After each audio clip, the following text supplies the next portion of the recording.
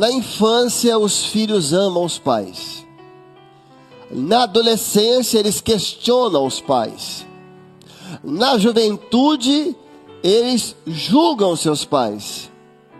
Quando adulto, eles compreendem os seus pais. Eles começam a compreender. E na nossa velhice, ou vão nos abandonar, ou vão cuidar de nós. É uma forma didática de falar um pouco de cada fase da vida que nossos filhos vão ter. Na infância, eles amam. É aquele que nós falamos, é esse amor absoluto. Em que o pai, tudo que o pai fala é verdade. Essa é a fase em que os pais precisam aproveitar muito. Porque nessa fase, é a chamada primeira e a segunda infância, o filho é uma página em branco. E nessa página em branco, não pode ser quem vai escrever, não pode ser a mão do adversário, nem a mão do mundo. Não, tem que ser a mão do Senhor. Essa é a fase de ensinar a palavra, de dar os valores, de trabalhar o caráter, de observar a índole, porque Provérbios fala que a criança ainda é pequena, pelo seu comportamento, revela qual a sua índole. Você conhece a índole de uma criança como ela trata um animal doméstico. Mas tem que estar atento. Porque se você perceber alguma coisa, é muito difícil mudar a índole de alguém. Mas nós servimos ao Deus Todo-Poderoso. E a palavra é uma ferramenta poderosa. A oração é uma ferramenta poderosa. O testemunho é uma ferramenta poderosa. O jejum. Então Deus pode mudar a índole de uma criança. E não esperar que o pior aconteça.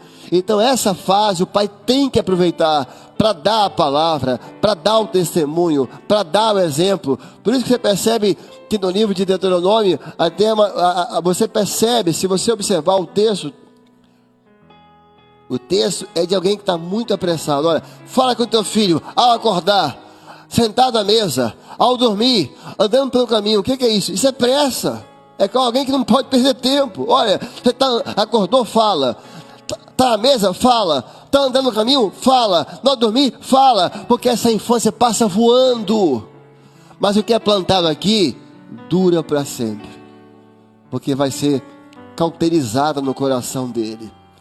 E aí a planta que Deus plantou, ninguém vai arrancar. Ninguém. Na adolescência, lógico que na adolescência ele continua amando. Os filhos vão sempre amar os seus pais. Mas é na adolescência que começa os questionamentos.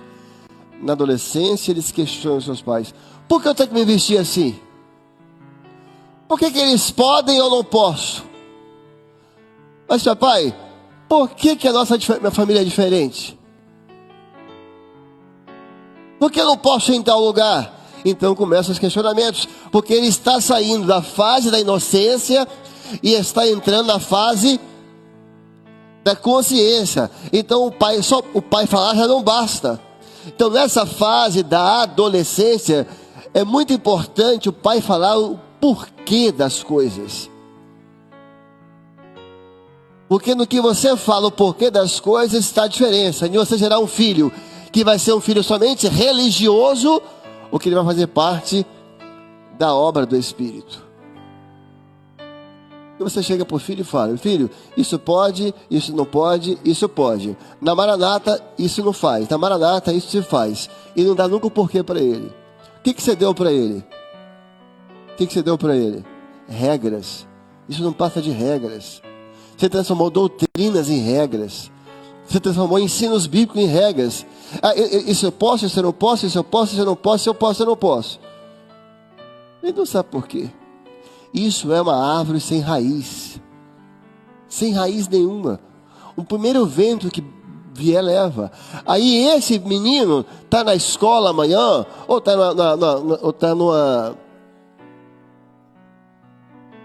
com os amigos do prédio, tal, onde for. E alguém fala: por que você não faz isso? Ah, porque meu pai falou que não pode. Por que você não faz isso? Não, na minha igreja não pode fazer. Mas por que não pode? Ah, não sei. Meu pai que disse que não pode. Mas não, quem disse que não pode? Ah, porque a igreja disse. Não, pode. Ele não tem Ele nem sabe por quê. Aí o amiguinho fala uma coisa para ele, ele vira presa fácil, porque ele não tem como se defender, que ele não tem argumento. Então é muito importante, quando nós vamos ensinar nossos filhos, olha, meu filho, isso aqui não faça. Mostra, meu filho, não faz isso, é porque a palavra diz isso, isso, isso. Não faz isso, porque isso não agrada ao Senhor por isso, por isso. Olha, o fim disso é isso, isso. Olha, o fim disso aqui é bom. Olha, isso aqui o Senhor quer por causa disso. O Senhor quer por causa disso. Você deu o porquê, você gerou entendimento, você gerou conhecimento. E conhecimento é a raiz da árvore. Quem dizia muito isso era o pastor Gedeuti. Que a árvore, né, a copa é a graça, mas a raiz é o conhecimento. E aí quando vier alguém perguntar, por que você não faz isso? Por causa disso, porque a Bíblia diz isso, porque a palavra diz isso, porque isso vai levar a isso. Então o conhecimento vai defender a fé dele. Por isso que Pedro fala, nós temos que estar prontos a responder a razão da nossa esperança. Então, quando você vai mostrando a ele, mostra aqui, mostra ali. Ah, é por isso, esse menino ou essa menina vai ser um menino que vai ter entendimento, porque veja, o que é a adolescência? É uma ponte entre a infância e a juventude. Você tem a infância e você tem a juventude. A adolescência é essa ponte, aquela ponte de madeira, de cordas que balança o tempo todo, porque a adolescência é uma tempestade. Porque ele está deixando de criança, mas ele quer continuar sendo criança. Ele não tem uma identidade, é um momento de muitas descobertas. Ele passa a ter consciência, ele passa a sentir culpa, remorso. A consciência passa a falar mais alto. O seu corpo está mudando em questão de hormônios. Começa a surgir desejos que ele não tinha antes. Há um turbilhão de coisas acontecendo. Ele está na ponte que balança o tempo todo. O pai tem que atravessar a ponte junto com ele, de mão dadas, do lado. A adolescência para os pais é uma fase de paciência. Paciência. Porque só muda o endereço. Você tem ter a impressão que isso acontece somente na sua casa. Não é. A adolescência, isso é universal. Isso está acima das culturas, inclusive. Isso não é nem uma questão cultural. Isso é inerente à vida. Então, mãe, pai, paciência. Deixa Deus fazer a obra. Porque Ele está fazendo. Ele faz pela palavra, Ele faz pelos testemunhos, Ele faz na oração. Quando eu digo paciência, eu digo naquelas coisas típicas de adolescentes. Não em relação a você deixar de criar e pôr limites e a pôr valores. Aí chega a época de jovem. Aqui às vezes já está na faculdade. E hoje então com a internet, já tem bastante informação. E aí é muito comum o jovem querer julgar os seus pais. Que tipo de criação eu tive? Ah, meu pai foi muito rígido. Ah, meu pai não me deu o que eu tinha que ter. Não, meu pai me deu uma educação, uma boa educação. Meu pai me fez estudar. Meu pai não me ajudou nisso. Meu pai é muito ausente. Meu pai é muito presente. Minha mãe me sufoca. Eles começam a julgar os pais. Julgar os pais. Só que é um julgamento de um jovem. Ele não tem aquela maturidade. Às vezes eles são até duros com os pais. E dizem coisas... Peguei aí pais dos jovens, às vezes eles falam coisas até duras de ouvir. Mas eles não são pessoas maduras. Mas aí já começa aqui o julgamento. E aí na fase que tem filhos jovens, não em relação à educação, em relação à moral, em relação a costumes, isso aí, é filho, acabou. Mas na parte espiritual, aqui é mais conversa. Porque na parte espiritual, menino de 20 anos, 20 e poucos anos, você não tem como impor o lado espiritual. Você não tem como impor uma experiência com o Senhor. Aí é oração, aí é jejum, aí é exemplo, aí é testemunho e é conversar. Estudar não, estudar é inegociável. Respeitar dentro de casa, inegociável. Você que sustenta. Como pegar no garfo, você pode estabelecer, tem que pegar direito no garfo. Não vai comer de boca aberta, isso é tudo certinho. Agora o lado espiritual conversa, meu filho, minha filha, olha aqui. Ah, pai, então vamos orar, vamos clamar. É oração e conversar. É muito comum os pais confundirem duas coisas: autoridade com autoritarismo. Então, a coisa é a criança obedecer. Quando ele obedece porque você tem autoridade, ela obedece porque ela respeita o pai. Obedecer por autoridade é obedecer por respeito. Autoritarismo já é uma coisa mais agressiva. Quer ver? Uma coisa é aquela... A criança está com o celular, arranca de qualquer jeito. É uma coisa mais agressiva. Autoritarismo não respeita a individualidade. A autoridade é dada por Deus. Deus estabelece, faz parte dos afetos naturais. Dos afetos naturais. Então são coisas bem diferentes. Se você é um pai autoritário, e aí uma computação, um fato. É um fato que vão dizer aqui. Infelizmente é um fato. Nós temos vários filhos de servos autoritários que assim que puderam saíram da igreja.